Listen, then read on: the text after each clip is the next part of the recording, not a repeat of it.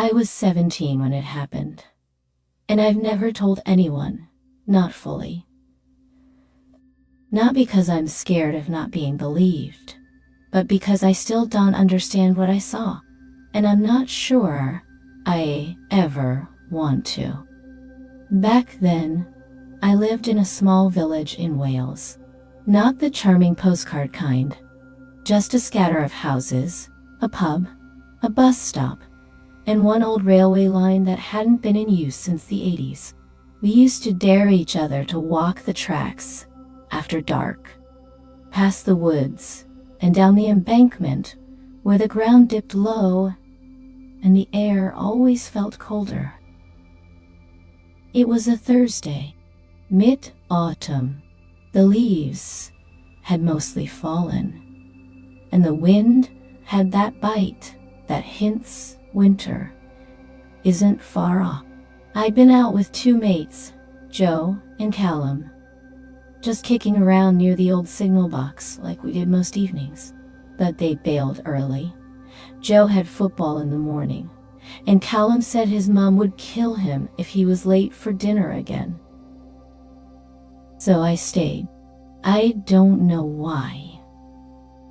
Maybe I wanted a moment of peace. Maybe I just didn't want to go home to the yelling and silence that passed for family back then. It was about 6:30, just after sunset, when I started walking along the tracks. The light was mostly gone, but there was still that faint bluish glow in the sky. You know, the kind that makes shadows feel more like holes than shapes. I wasn't scared. I'd walked that path dozens of times. I knew the bends, the loose boards, even the spot where the old fence was broken, and foxes sometimes slipped through. What I didn't expect, what I couldn't explain, was the figure I saw standing on the track about 50 feet ahead. At first, I thought it was just another kid, maybe someone playing a prank, but this figure, it didn't move, didn't flinch, just stood there, straight and still, staring at me. It was tall, not freakishly so, but enough to notice, dressed all in black. The head, this part I remember too well, was tilted slightly, like it was curious. Not broken or limp, just off, like a mannequin. I stopped walking. "Hey!" I called out, but nothing. The wind picked up then, brushing the leaves across the gravel, and I swear I heard the crunch of footsteps that weren't mine. Soft, slow, behind me. I turned. No one there.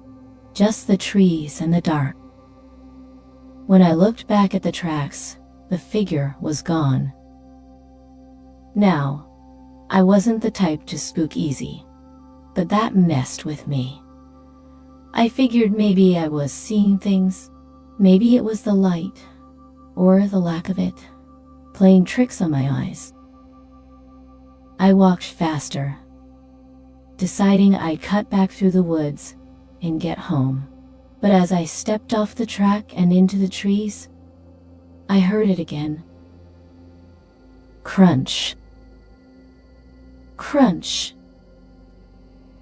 Behind me. I spun around. Nothing, but I could feel it now.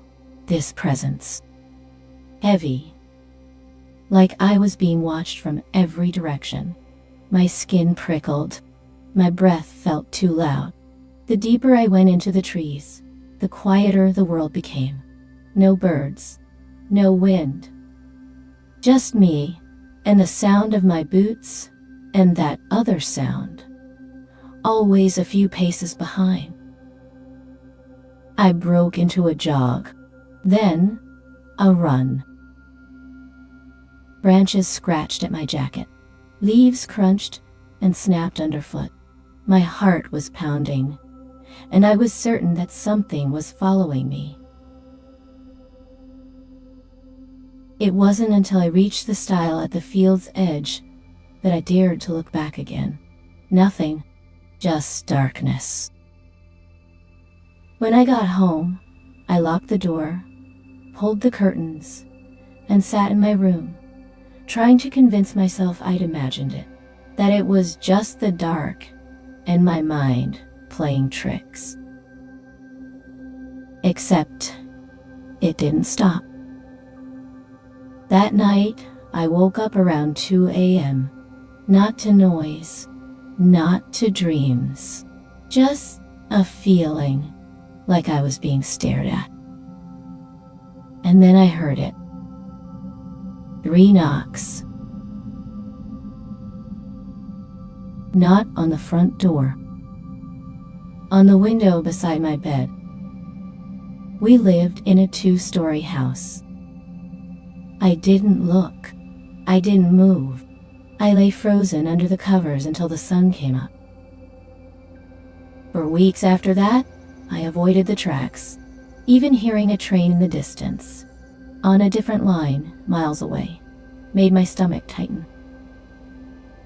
I tried to forget it, but one evening, months later, I was in town, waiting for a lift home from my cousin, the local historian. An old guy named Ewan was giving a talk in the library about haunted railways of the valleys. I didn't go in, but I saw the poster. One of the locations listed? That old, abandoned line. Curiosity got the better of me. I looked it up later. Turns out, back in the 1950s, a railway worker went missing on that very stretch. Witnesses said he was last seen walking the line just before a storm hit. His torch was found near the woods, still flickering. They never found his body. Some say they still see a man in black, wandering the track, staring, watching. I don't know what I saw, but I know what I felt. And I haven't walked those tracks since.